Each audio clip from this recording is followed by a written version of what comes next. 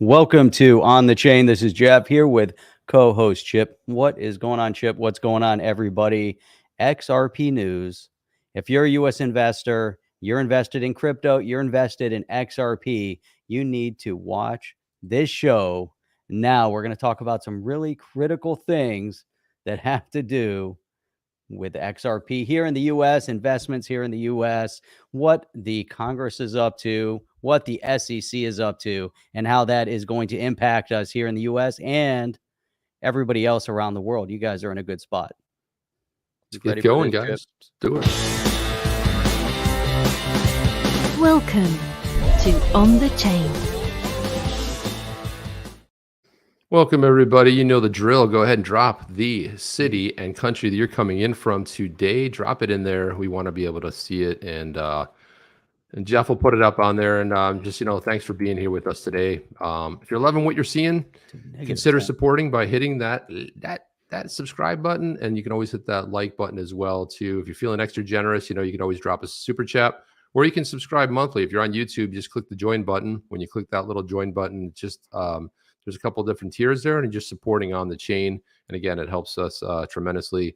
Support means the world to us, and really kind of helps that keep the channel going. So, guys, that's what we have. That's and what we again, got. we are planning a member only event. So, guys, if you're joined to the channel, or you're support us on the website, somebody who's a habitual sends us a lot of super chats, you'll be invited to this special event.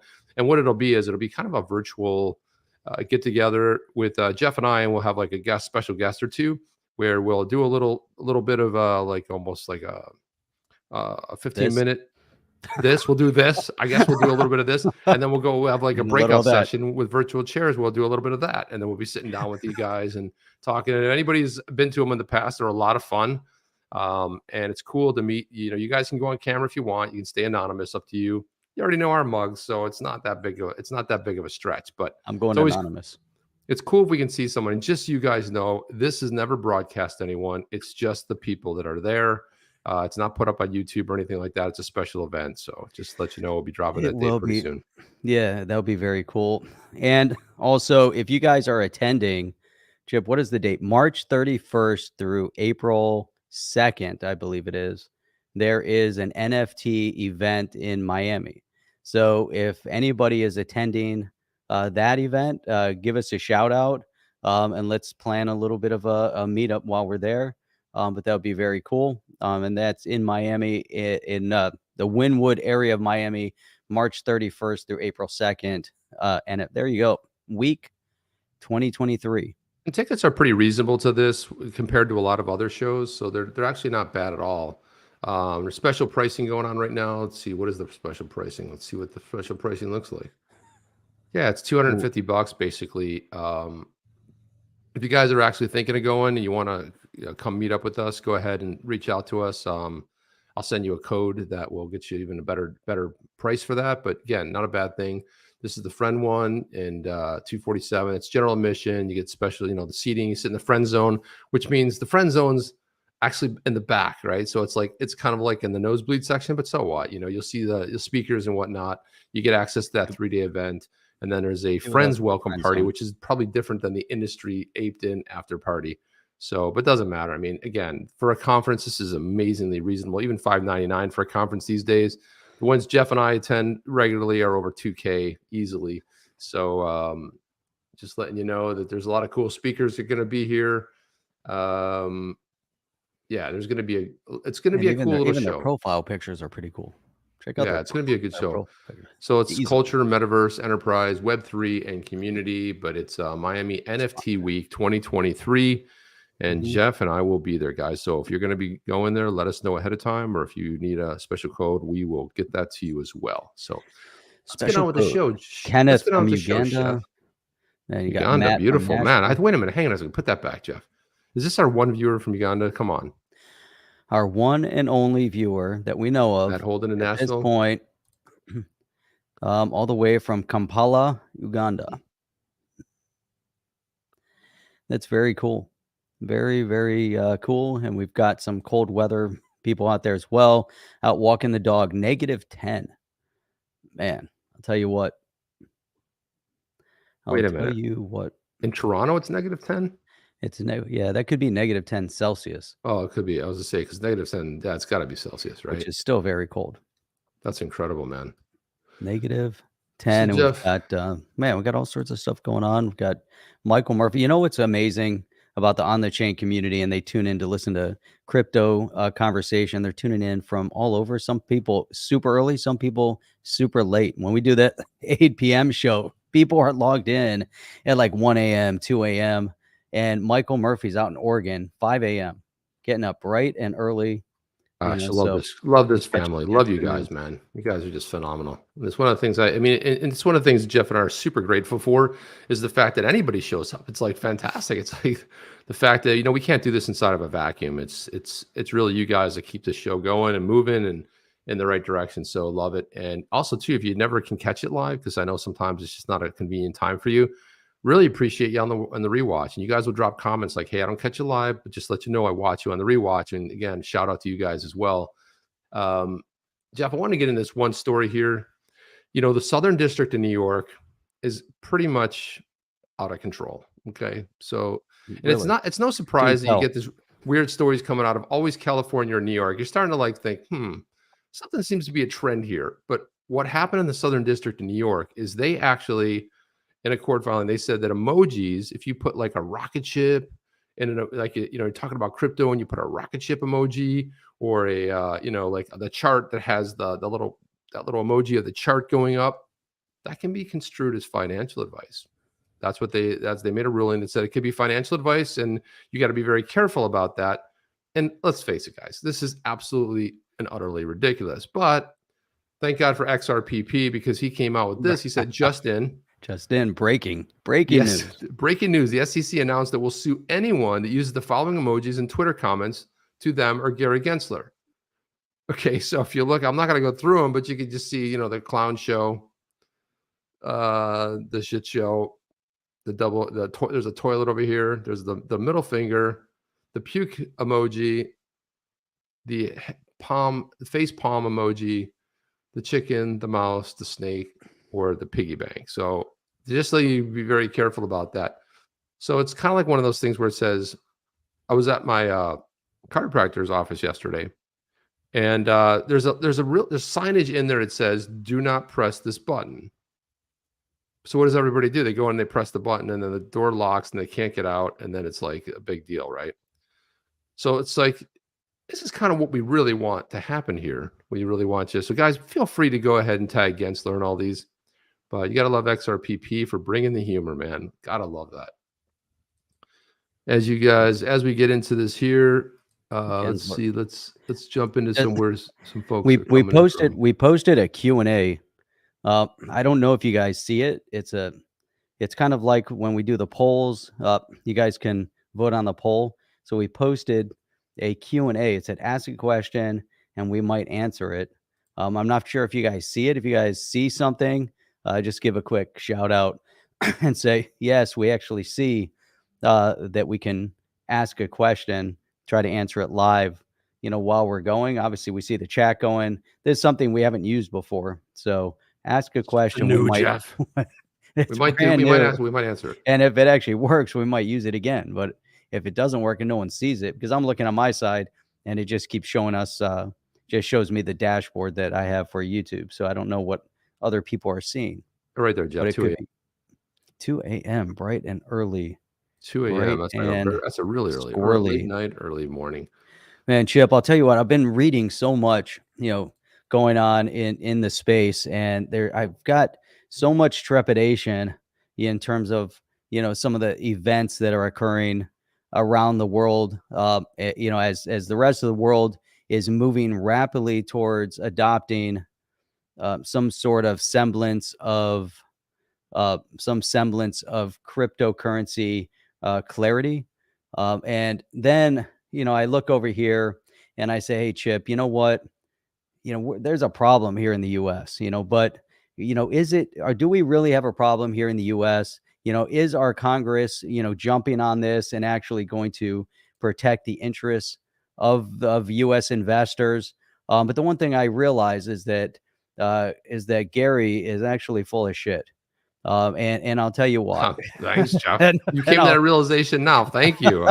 I just We were there before, Jeff. I'm glad you thank you for joining the party. I've been Like, everyone's clapping reassessing right now. They're like, Jeff is finally on board with us. OTC family, Finally we on can board. proceed. It's taken me a couple years.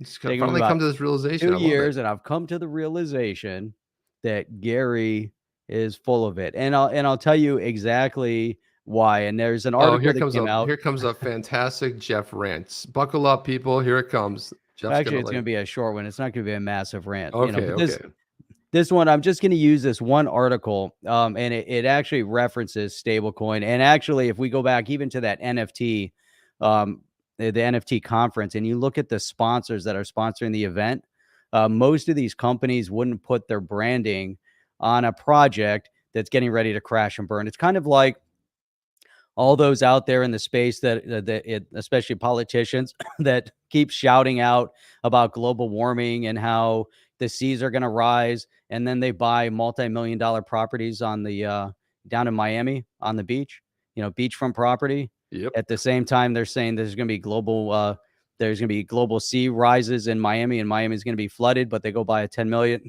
property right on the beach. Same kind of concept. But here we have, MasterCard rolling out a system allowing for stablecoin payments directly from crypto wallets. So we see Gary Gensler is attacking stablecoin right now. And his claim is that some of the stablecoins are securities. His claim is that digital assets are securities. His claim is that the SEC, through their enforcement tactics, are backdooring law. That's what they think. They think they're going to backdoor regulation of cryptocurrency based on, their insanity. But why would Chip? This is so that we don't even have to really get into the article. It's not so much the article that's so key here, but it's the fact that MasterCard has spent millions of dollars putting together a system to allow for stablecoin payments direct, not just for the heck of it, from anywhere, from crypto wallets, right? So good stuff. This, to me, is super meaningful. And here you have right here a collaboration between financial service giant MasterCard and Web3 tech company Immersive without the is set to offer a new option for paying physical, digital, and metaverse purchases using crypto assets. And now this is over in New Zealand and Australia, but what we see in New Zealand and Australia migrates over. Australia, for some reason, has always been lightning years ahead in the payment space and other tech spaces. Here you have Immersive says the payment solution will enable consumers in New Zealand and Australia to use digital currencies directly from their Web3 wallets to pay for goods and services in merchants that support, guess what? MasterCard. Yeah! So this, to me, right away, Chip, shows that Gary Gensler is full of it. The rest of the world is moving at rapid speed. And if cryptocurrency and stablecoins were as bad as Gary Gensler say they are, they wouldn't be investing. I don't care what country you go to. They wouldn't invest in the technology to allow for the payment not at all. Payment. That's it. What do you think of this? Am I off base on this, that Gary Gensler is full of shit? Jeff, I think that's a nice way to put it. I think that's the nice way of what we're thinking. He is. I have this weird feeling that this step up and increased volume of going after everybody, exchanges, like everybody's in the mix right now, almost because the hammer's about to drop. Like with this whole thing, what's going to come out of this with the SEC v Ripple, it's like, let's try to take down as many people as we possibly can. I almost feel like that's what's on the horizon. And Kenneth here, Jeff, says Jeff and Hip. So I've actually Kenneth, I've actually officially changed my name to Hip here, so I like that better. So he did correct it as he went. That's okay, but I like Hip. It's very cool. He's like, so it's like Hip. I'm super hip. Hippity hip. Jeff and Hip. Super hip. So people can see it. Ask a question, we might answer it, Chip. The first question, so Victor says he sees it. Crypto G puts the eyes, sees it. And then Robert Lindsay has a really critical question, trying to figure out, I guess there's no way to post. It doesn't come up in here, though. It doesn't come up here. So let me see what happens if I select the question. So I'm selecting the question. Where is it? I have no idea. I don't know where it shows up. I Is don't it know in if the you guys YouTube see it. video? So it's not. Yeah. So this is crazy. But his question is Santa Claus real? That's the Of course, dude. Everyone so knows that. the first question that we have Of using course. this solution here is Santa Claus real? So Chip Absolutely. says, of course it is. Who doesn't know that? That's Right. ridiculous. So there you go. Who doesn't know that? So Jeff, how do you know when you're really making an impact worldwide? And especially, how do you know if the powers that be are very worried about that? Well, here's an article right here over on Fox Business. The International Monetary Foundation against making crypto legal tender issues action plan. And then, we the people have issued our own action plan, which means we don't care, okay, because we're moving forward. But when you start seeing stuff like this, and who really, and I have to say, El Salvador is the one that really kicked this off when the IMF said, no, you can't do this. There's it'll be calamity. The country's going to collapse. And Nabuke said, I don't care. I'm doing it anyway. And everybody advised against it because the IMF is kind of like the hard money lenders here in the US. You can get this money, but it has a lot of strings attached to it, right? So IMF made the point of a 9-point action plan that nobody cares about. IMF said it's necessary after the collapse of several crypto exchanges. You see how the whole narrative is playing out, Jeff? FTX collapses and almost as if it was planned. Isn't that weird? It's kind of weird. So IMF came out against El Salvador in 2021, and because they became the first country to adopt Bitcoin as legal tender, which was an outstanding move because it paved the way. There's always that first, and then whoever comes behind it, nobody will remember them. They'll always remember the first. And here we go. Where's their 9-point plan, Jeff? I don't even see it. Where is it here? This article is, I don't know. I don't even know where the damn 9-point plan is. Who knows? That's it? That's the whole article? Why did they have a 9-point plan? Oh, they made the point. Let's see if it's here. I'm trying to ask ChatGPT, which is more important, the IMF or MasterCard? Oh boy. Oh, please. What is it the IMF's 9-point plan? Yeah, I don't even know where the 9-point plan is. Like it's not even in this article. For crypto? Yeah. It just like ends. Unless there's a lot of advertising. No, the article just ends. Weird. Very strange. It's like it's incomplete. So here's what is so some of the things that the IMF have said in the past, and I don't know if this is 100% accurate. This is coming from ChatGPT, but it says here, and we'd have to look at it up a little bit and we could comment on it. But so the IMF in general has emphasized the importance of regulating crypto assets to mitigate the risks they pose to financial stability and consumer protection. Some of the key points IMF has made, this is not their 9-point plan, although it does come out in 9 points. So I don't know. This is 9-point text. Yeah, I don't know. It has let me bring it up. So the number one, the need for regulatory clarity and consistency across jurisdictions to prevent regulatory arbitrage and promote a level playing field. The importance of AML, anti-money laundering, and countering the financing of terrorism measures in crypto regulation. The need for robust cybersecurity measures to protect against hacks and other cyber threats. Now, this is old, outdated news as well, but the potential benefit of crypto assets, such as reducing transaction costs and increasing financial inclusion, but also the risks associated with their volatility and lack of transparency. Chip, what do you say about this? And this might not be the IMF saying it. This might just be ChatGPT's statement on it. But I don't trust ChatGPT. That's what I'll no. First. My first thing is I don't care what ChatGPT says because I don't trust any of it.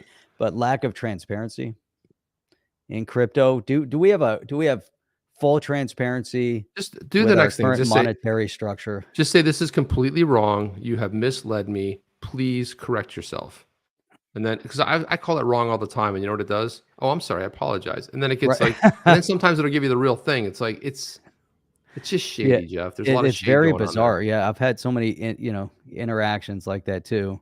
But here's environmental impact of crypto mining and energy consumption, and I think you have something interesting out of Texas that we can talk about the impact of crypto mining and what kind of energy consumption, importance of international cooperation and regulating crypto assets. Well, it's interesting because Chip, all over the world, we're starting to see some regulatory clarity, except for the U.S. And promoting financial stability. Sometimes I don't think the governments have their really have the people in mind when they talk about financial What gives stability.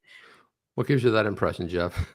I don't know. But the need to ensure the financial institutions have appropriate risk management frameworks for dealing with crypto assets, the importance of consumer protection measures, and the potential impact of crypto on central bank operations. I think this one is really highlighted here.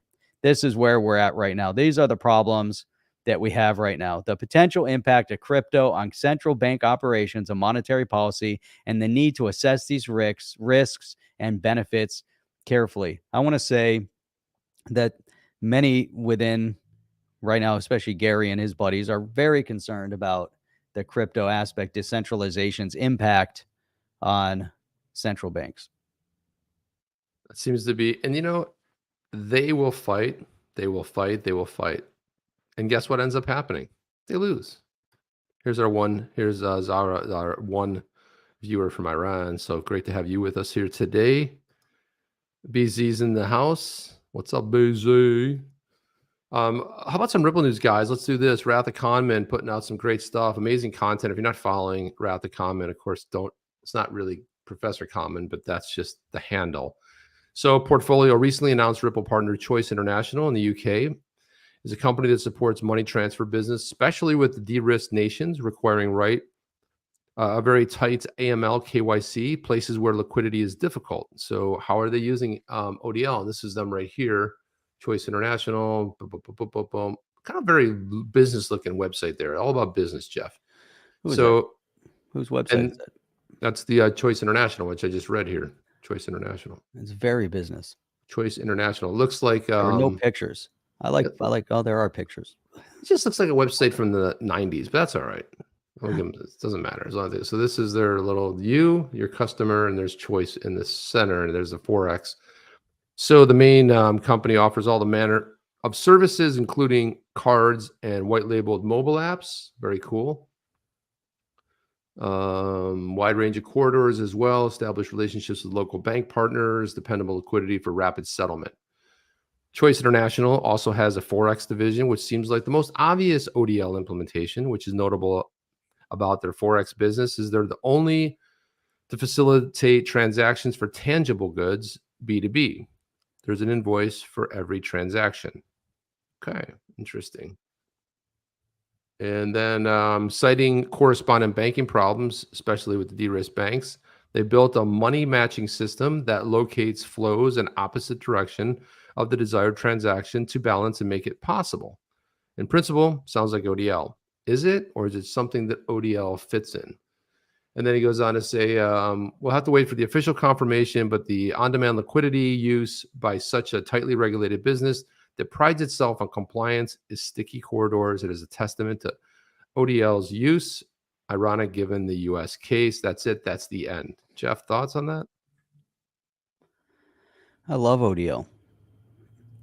On-demand liquidity, ODL. I think, yeah, ODL is really critical. When you look at movement of money, that's something that Ripple has really underscored. And if you go back and you look at some of the David Schwartz previous interviews and even how he references XRP as an asset, that its primary use case being in the payment space, and really crypto at large, the primary use case is moving money, is payments, and the inefficiencies that we see. But one of the other inefficiencies, Chip, it's within the cross-border structure, and we've referenced it, and you guys have heard about it, and you guys know about it. And those are the Nostro Vostro accounts, and keeping money stagnant all over the world.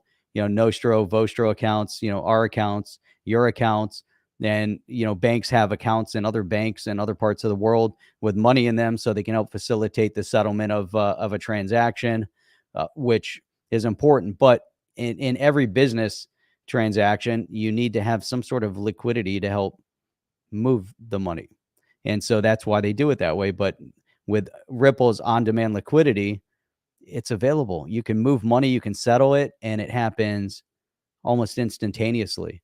There's no delays. And one of the things that Gary Gensler might say, or Elizabeth Warren might say, or the IMF might say, is that there's no transparency, that it's all centralized and controlled, and the risk and all of these elements, Chip. And all of that really is not factual, because if you've ever done and moved money cross border, you know that there is zero transparency during the process. All you know is that you initiated a transaction, and you have to then rely on the receiving party acknowledging receipt of the transaction. It could take 3 days, it could take 5 days, it could take 7 days. And if there's an error or glitch somewhere in the process, it all gets reversed. And sometimes you don't even know it gets reversed until you go and reach out and try to figure out, oh, there was an error in the transaction. So within the cryptocurrency blockchain Ripple functionality, with their RippleNet, all of these different projects out there moving payment, the key component is the transparency. The differentiator that Ripple has within RippleNet is the on-demand liquidity. Nobody that we've seen in any of the existing projects out there or solutions out there have a liquidity solution, Chip. And I could be completely off base about it, but I think they're unique in the space. I don't think you are, and I think that's really largely why we see the crypto world burning down, because the liquidity issue. There's no liquidity, and you have this on-demand liquidity product, which is basically out there doing it. And we talked about New York a little bit ago, and I want to put this up here because Doogie Kid 205 says, "Morning guys, what's your take on the Etoro situation in New York? I've personally never dealt with Etoro." And so we have this news too. Trading platform Etoro gains New York BIT license to provide crypto services. Also secured a money transmitter license from the New York State Department of Financial Services. And this is very interesting because it almost seems incongruent with what's coming out of New York, right? It almost seems kind of weird. So social investing and trading platform Etoro secured this license to offer crypto services. And if you're in New York, you've pretty much been penalized and barred from buying crypto in New York unless you're going to use some sneaky stuff to get around your location. But point of it is that it hasn't been really on the up and up legal. And the New York State Department of Financial Services, better known as the NYDFS, approved a virtual currency license known as BIT license to the Etoro New York LLC subsidiary, along with the money transmitter license, together to allow the users in the state to access Etoro's virtual portfolio, integrated social investing tools, and be able to trade stocks, cryptos, and options once the platform is operational.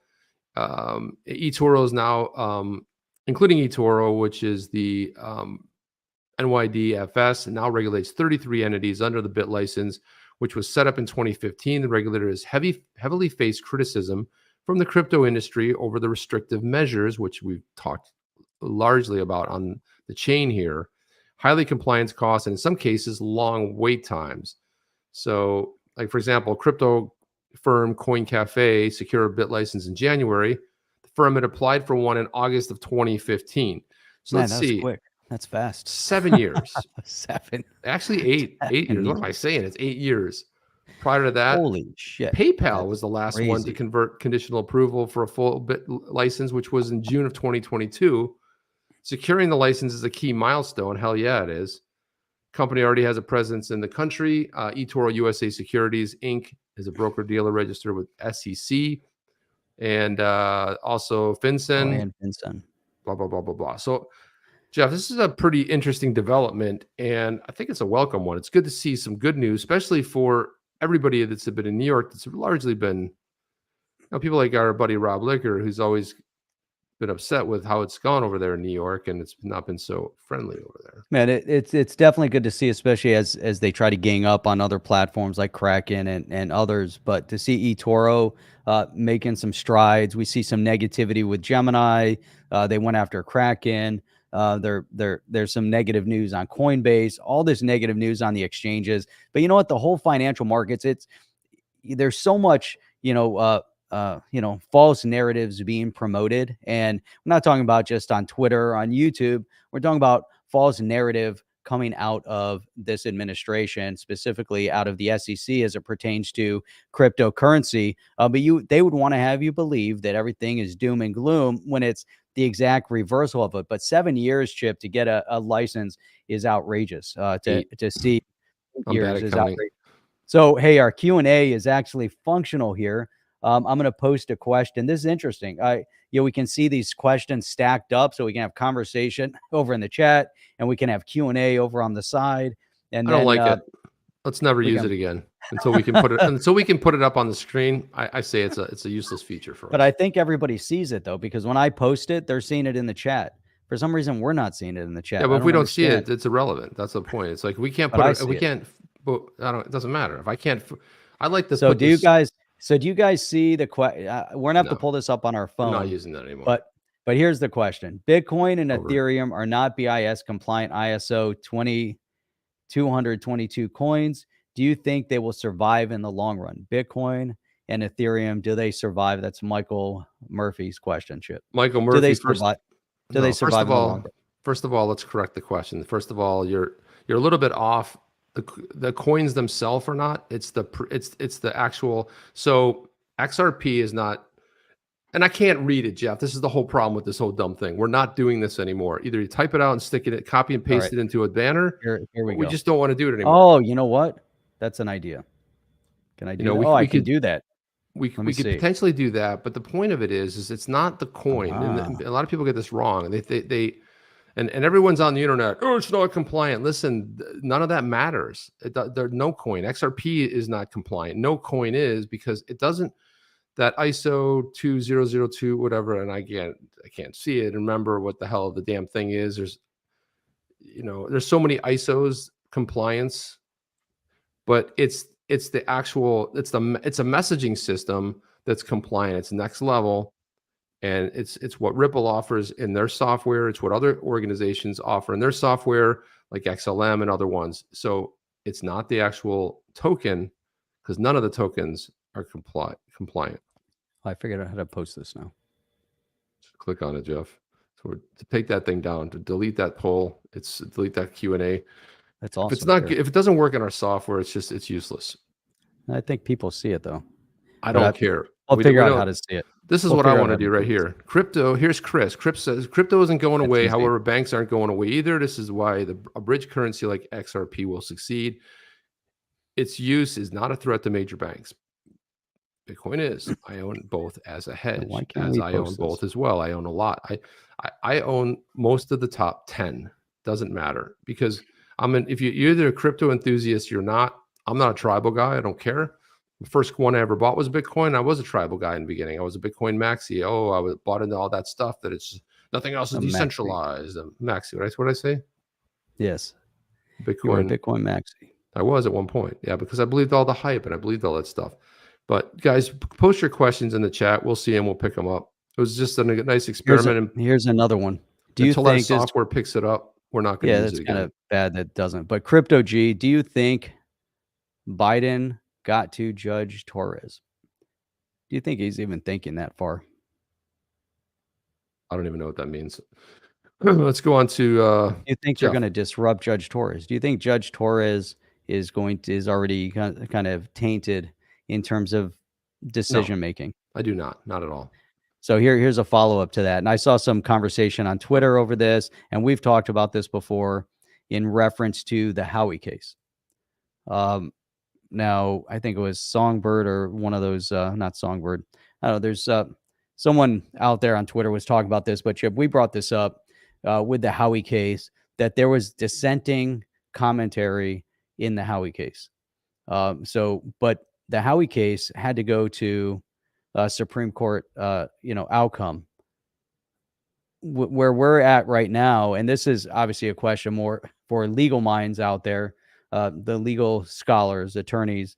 This is a good question for John Deaton or Jeremy Hogan. But what happens when this case comes out? So Judge Torres has the ruling.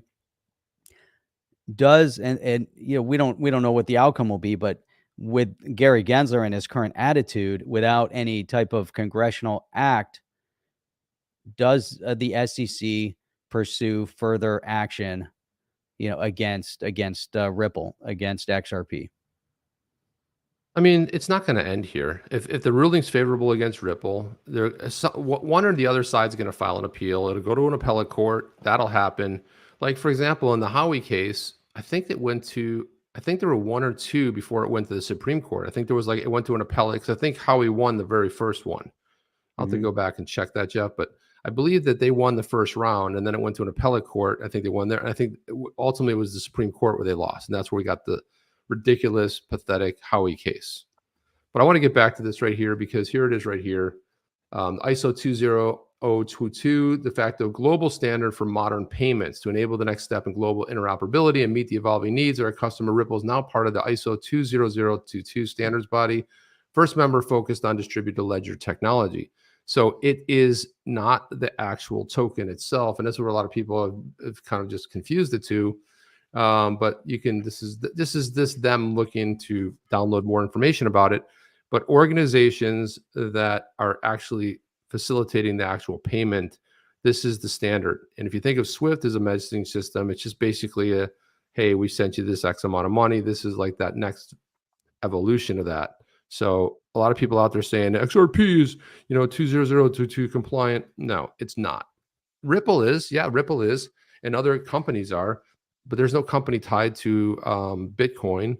Ethereum has the Ethereum Foundation, but again, Ethereum Foundation just is in place.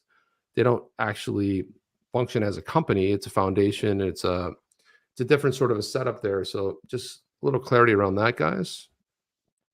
So here's of course it's a security. Mr. Q says it's a security. Everything's a security, Jeff. It's all securities. This is why I like we got to figure out this software. I like having the questions stacked up over on the right, even though that's great that you're looking at them, Jeff, because I'm not looking at them. So it's meaningless to me. So you're going to have to figure out how to see them.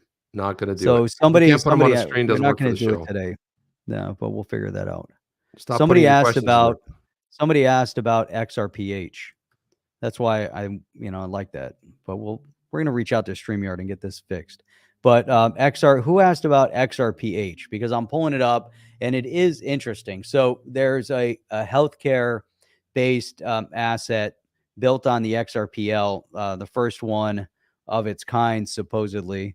But I'm looking through it, and it is very interesting to figure out how to initiate and move payment through healthcare industry. I'm trying to look at their roadmap. I'd have to read into their white paper a little bit. I think they're missing some really major elements of what's actually needed in healthcare. But I'm gonna read through this white paper and find out. I had actually outlined an entire white paper on tokenizing healthcare to help streamline flow of it. It'd be interesting to see how this is accomplishing, and how what I originally come up with also would impact what they're working on. This is really interesting. But what I'm seeing here is, they created a token, and then they going into Q1, so Q4 of 22, Q1 of 2023, they have token sale. I guess nobody's looking at what I'm looking at. I have no idea what you're talking about, Jeff. I know, exactly. Just like when you're reading those questions, I have no idea what you said. I'm realizing nobody sees what I'm doing here. But these are some upcoming things on the roadmap. This just is going between purple and whatever, but it's interesting, right? A token for healthcare. I'm going to have to pull this up, Chip, and read more into it. But someone asked, I figured I'd pull it up. Telepharma integration, first version of a mobile app going into Q3 of 2023.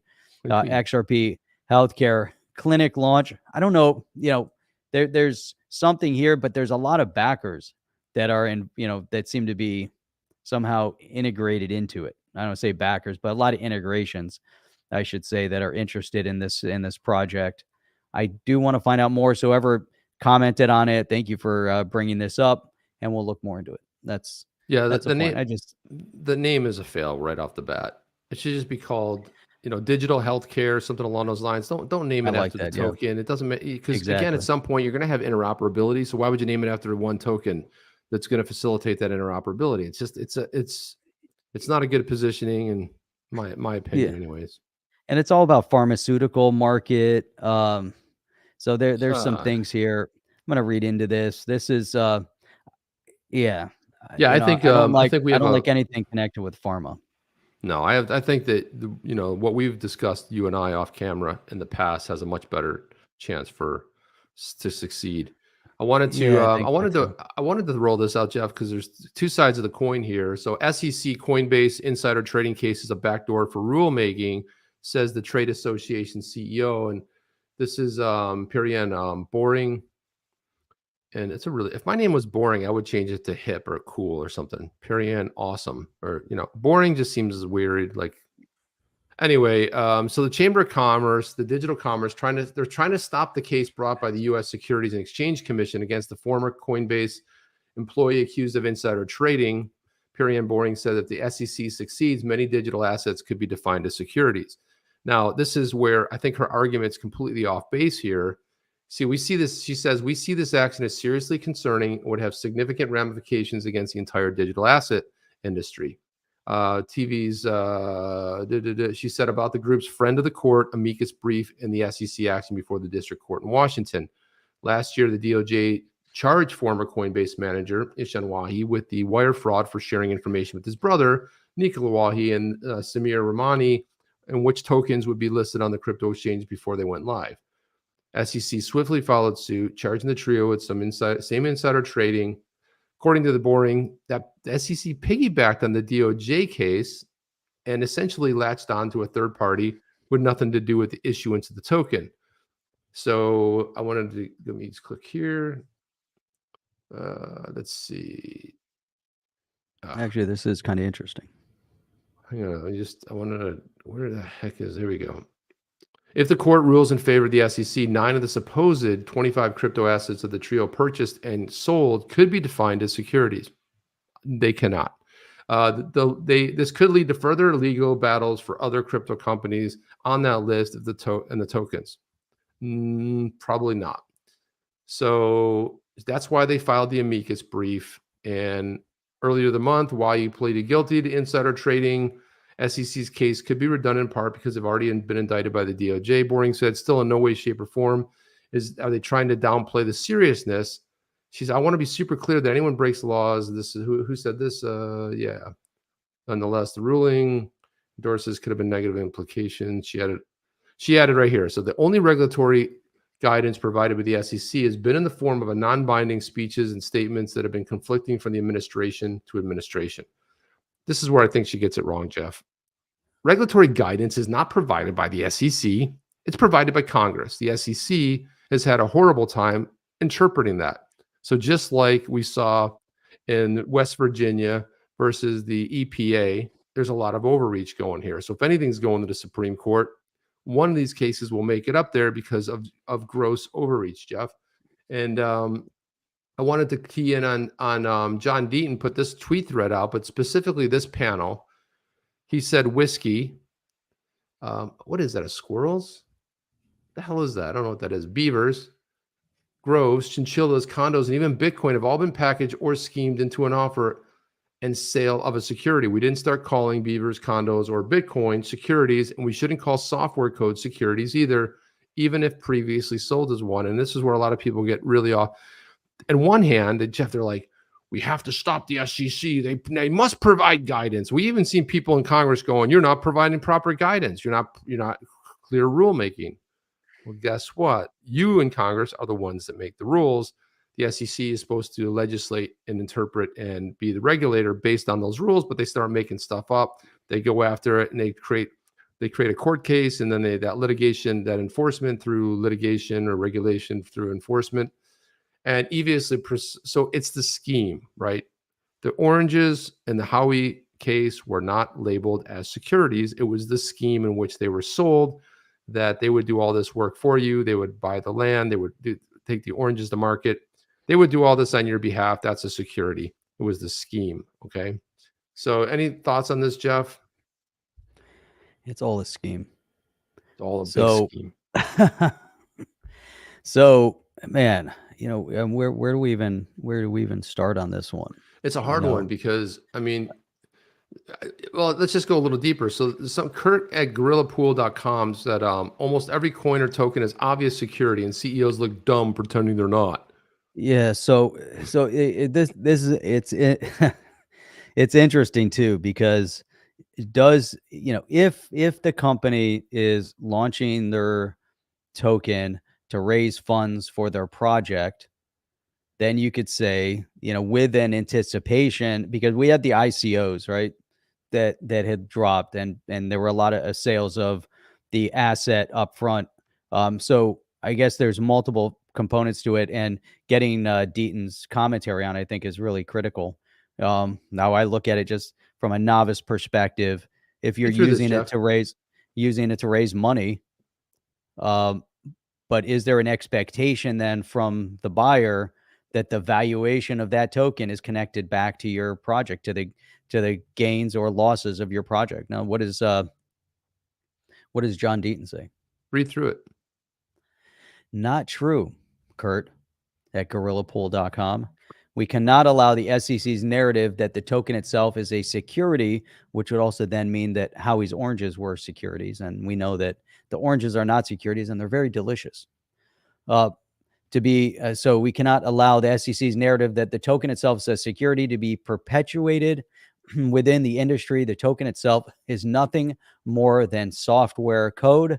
A token, like any other commodity or asset, can be packaged, marketed, offered, and sold as a security. So just as they made that statement, and that is interesting, because that's some of the claim also, right, Chip, that Ripple was selling XRP as a security, but XRP itself is not in itself the security, because that would mean that any asset would be a security. But if I sell you this water bottle over here, I'm going to sell you this water bottle, but this water bottle is going to be your claim to future profits of whatever I'm doing over here.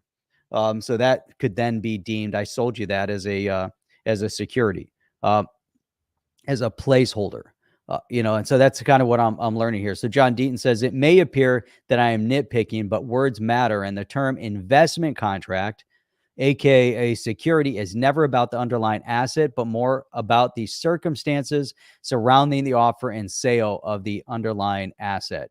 And then we go back to Telegram. In Telegram, Judge Castell made it very clear that the Gram token was not, in capital letters, not the security, as it is alphanumeric sequence. Bill Hinman, in his famous speech, Famous, Jeff.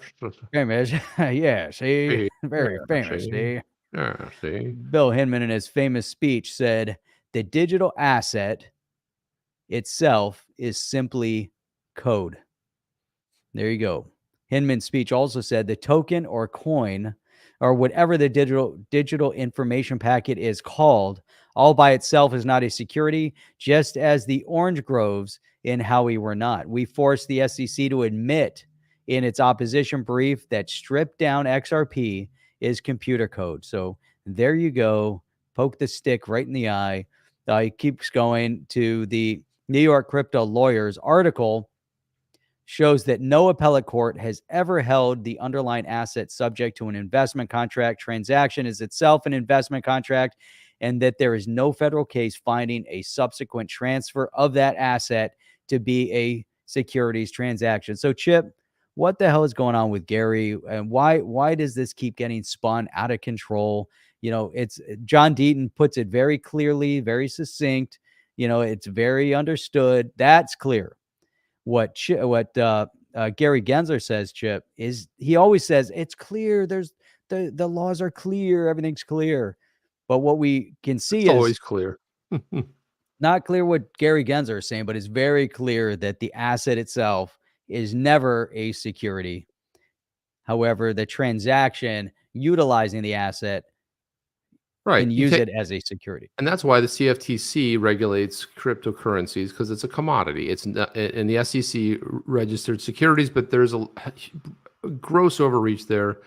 And speaking of overreaches and dumb things, CoinGecko introduced something called the Global Crypto Classification Standard. We've teamed up with 21 shares to provide a uniformed way to categorize crypto assets. And here's a thread on how it works. So I read this when I first read this. It said uniformed. I thought it said an uninformed. I put an N in there. I'm like, why would they provide an uninformed way to categorize them? That makes no sense. But then it turns out that they actually did do that, Jeff. So it's like, so right, then Panos, who will not let is it uniformed or is it uniform? It's uniformed. It is uniform. It's no. We've teamed up with 21 shares to provide a uniform way to categorize crypto. Yeah, there's no ED on that, right? Uniform way. I don't know. That's a good question.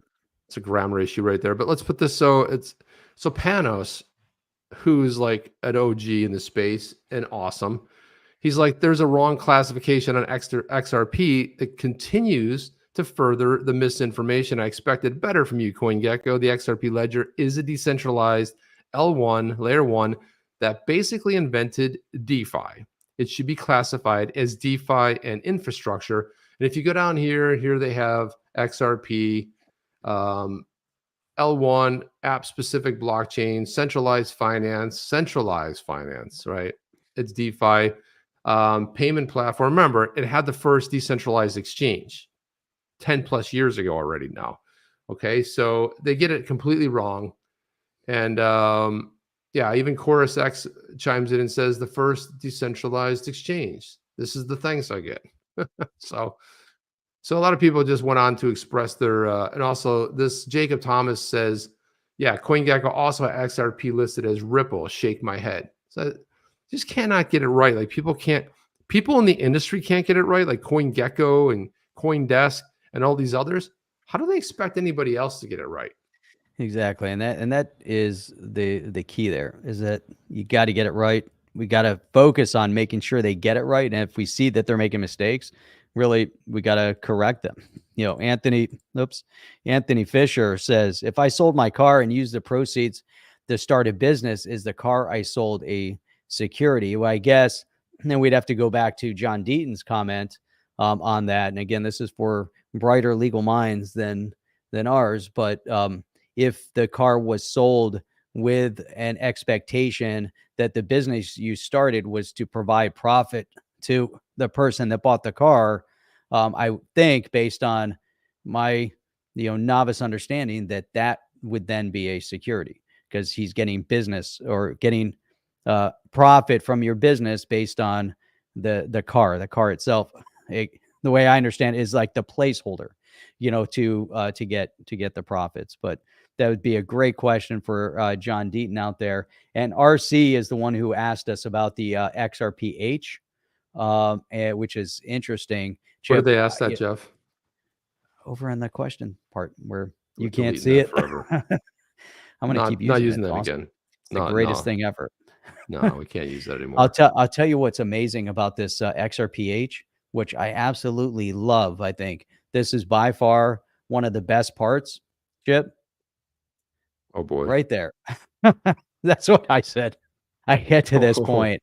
I'm like, airdrops and giveaways. Stop with the airdrops. You want to do giveaways, do it as a giveaway. Don't do it as an airdrop.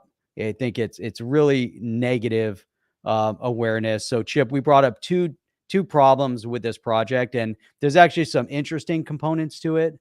One of it is to help authenticate fake medicine, which I think is important. So you want to see it right from the supply chain, from start to finish, and record that on the blockchain.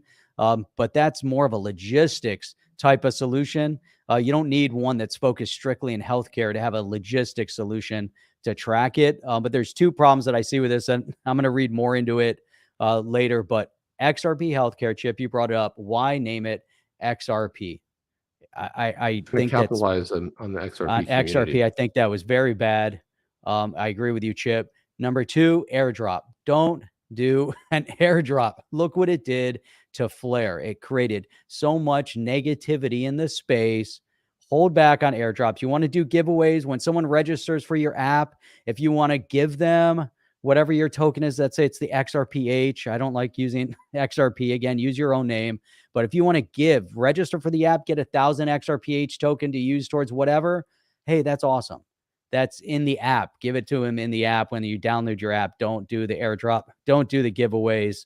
It's not going to create awareness. It's not going to build the community. It's not going to incentivize anyone to be part of the project. It's just overall bad. It's not good, Jeff. I wanted a couple quick hitters here. So Prince Harry, who left the royal kingdom or whatever over there in the UK, and came over to America and came over to somewhat of a rude awakening. Prince Harry, Duke of Sussex, claims that America's First Amendment is bonkers, says he doesn't understand it. And I love some of the comments here. You know, our First Amendment says there's a freedom of speech here, and you can say whatever you want. You can go right up to the president, call him whatever you want to call him, and they're not going to throw you in jail, allegedly. And but he doesn't understand that. So this guy, James Hutton, says what Harry really means is he doesn't like the peasants to disagree with him and talk about him unless they do so in glowing terms. Welcome to America, Prince. I love it. Pugler says, I've been waiting forever for this opportunity. Go back where you came from, right? So they're just hammering him in the comments here. It's just like, oh, that's awesome. Somebody thought it was racist, but then this guy said, "Splain, telling someone to go back where they came from, blah, blah, blah." And this guy's like, "Are you serious?" He's mocking the people who say that when I tell them Omar the same thing. So David Schwartz said, British royalty, still not fond of the colonies having their own laws. That's right. It's just not really, go it's like, back. I mean, because if you're the royal, you know, unless you say something positive or glowing about it, then it's not. And it, you know, just so you guys want to know, this was in the independent.co.uk over there, criticized by some commentators that to describe the First Amendment as bonkers. Yeah, well, whatever. Nobody cares, really, honestly. David Schwartz put this up. He put the first email exchange between him and Jed McCaleb that led Joel Katz, better known as David Schwartz, to being hired. And it goes like this. David Schwartz wrote an email Saturday, September 17, 2011, says to Jed McCaleb, I found you on Stack Overflow. You can find my profile here. Interested in the lead software engineer position. Currently have the highest reputation on Bitcoin Stack Overflow. Also an active participant in the Bitcoin forums and respected members of the Bitcoin community. Been working on Bitcoin Successor myself. Interesting, Jeff. I don't know if we ever knew this before. After seeing what has worked well and what's not worked so well, you can find some of my public writings on the subject in these locations. So here you go, blah, blah, blah. He says, I think I am exceptionally good fit because of my specialized knowledge in cryptocurrency and my decades of C++ programming development experience. Sincerely, David Schwartz. Then he puts his Gmail there. And then Jed McCaleb responded that same day and said, hey, yeah, I've seen your post on the forum. Your resume looks perfect for the job. We'd like to meet you and talk about it more. Do you ever come over to the Bay Area? So it's kind of an interesting, kind of a cool exchange there, Jeff. It's kind of like you're hired. Kind of sounds like that, right? He says he also found this idea from 2011. Well, I think it's subtly wrong, but still interesting. And this was, I don't think you have transaction fees you want to, because if you store the funds in accounts rather than transactions, like it's yep. So Chip, it is that time. It is that time. I thought we would just throw those quick hitters up there. Those are awesome quick hitters. Love it. You guys are amazing out there in the XRP community space. We do stream 3 days a week, Sunday, 8 p.m. Eastern Standard Time, Wednesday, 8 p.m. Eastern Standard Time, and every Saturday morning, bright and early with the coffee, 8 a.m. Eastern Standard Time. We'll look forward to seeing you guys back on tomorrow night at 8 p.m. Eastern Standard Time. Sunday, it could be Monday in the part of the world that you're from, and it could be Sunday afternoon in the part of the world you're coming in from. But for us, it'll be 8 p.m. Eastern Standard Time. Good night. Thank you, and good night. Thank you, and good night. Thank you. Okay, we got a we have a that's what we got. It was just playing it over and over again. That's all. Awesome. That's it. That's what we got. That's it. We got to go. You guys out on the next one. Chip and Jeff. Oh, see you guys. Talk soon. Are you down with OTC? Please like, subscribe, and click the bell to be notified when the next video drops.